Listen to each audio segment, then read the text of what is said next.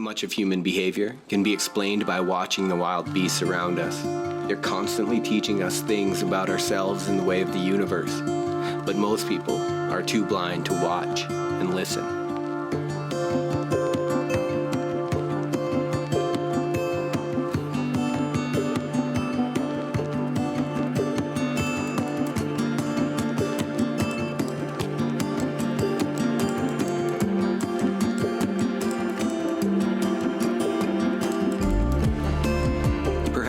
Thousands of years from now, humanity will merge with technology, and in that moment, we'll be far less beholden to the nature from which we were born. But as of now, that simply isn't the case. Regardless of advancements in biotechnology, we will remain at the demands of a breathing, sweating monkey suit. And if we want our lives to function optimally, then we must give that monkey suit what it requires. The current state of the human condition can never be fully separate from the nature from which we evolved.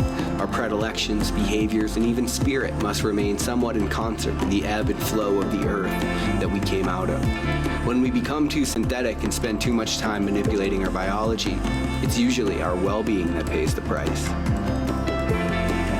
In my observation, the human animal functions at its peak when it reverts to its more primitive forms, even if only for a moment.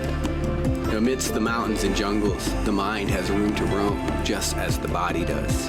The detox from our synthetic lives provides clarity to think and establish order where chaos has a habit of building during our commuting, bill pay, and TPS reports.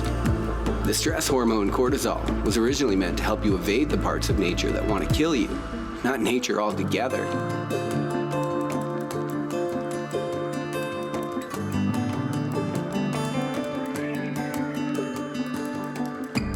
The lights and screens that rule our lives tend to throw the animal in us out of whack. So we use uppers to function, downers to sleep it off, and therapy to help us cope with the world we've built.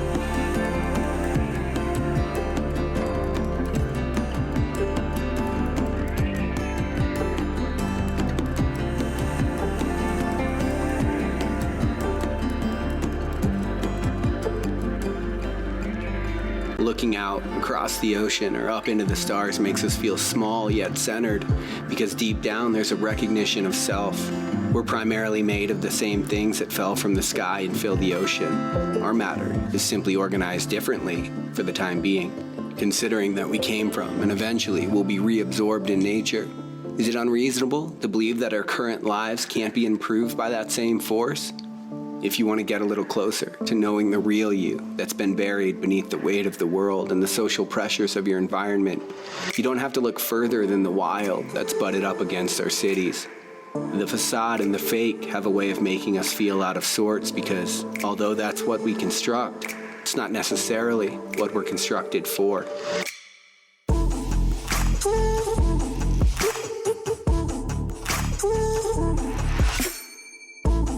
We learn to grapple with our own nature, we would be remiss to overlook the fact that our very being was forged in the animal kingdom. Before the formation of the frontal lobe and the eventual industrialization of our playground, we prevailed in the ultimate game of savagery, survival of the fittest.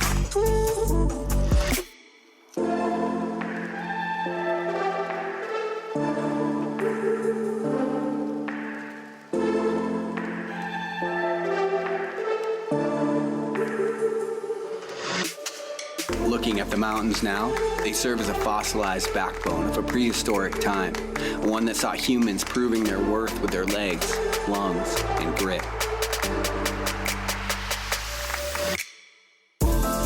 We're now developed enough to look at our own nature and try to curb it to appease the masses. And despite the efforts of even the most civilized among us, however, our nature won't even be fully curbed, as we are very much still dealing with biological baggage that developed during our earlier fight for survival.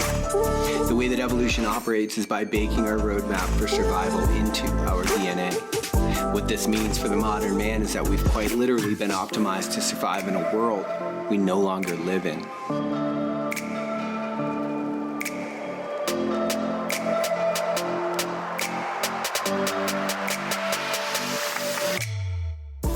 All of our introspective analyzing and assimilating has left us much more civilized, at least That's what we tell ourselves.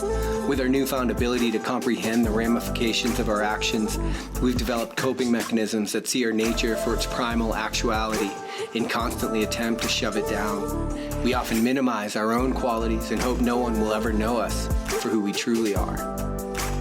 Our surroundings no longer require the savagery that they once did, so we're left to explain away and subdue the sides of us that are still more beast than human. Pretending you don't have an animalistic nature doesn't make it so. It only makes it so that you don't get to control its expression. In the way life always seems to balance itself out, what goes up always comes down. What we bury will eventually resurface. Just like a seed can resurface as a great oak tree, so too do our repressed feelings and urges resurface as something bigger, something greater, in the worst sense of the word. Our attempts to suppress what we really want and who we really are can manifest down the road as much of what ails the human condition. By never getting to know the wild side of ourselves, we end up acting like and eventually becoming someone that we don't know at all.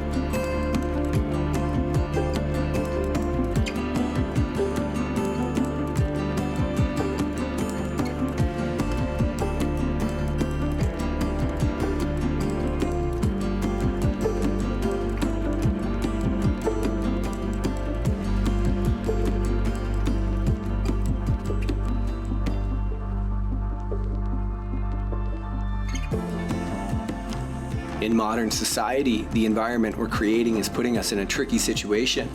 We're both the animal and the zookeeper. Just like with any zoo, we often have to drug ourselves to cope with the walls around us that we've constructed. The only difference between the actual zoo and most of us who work unhappy office jobs is that our cage isn't actually locked.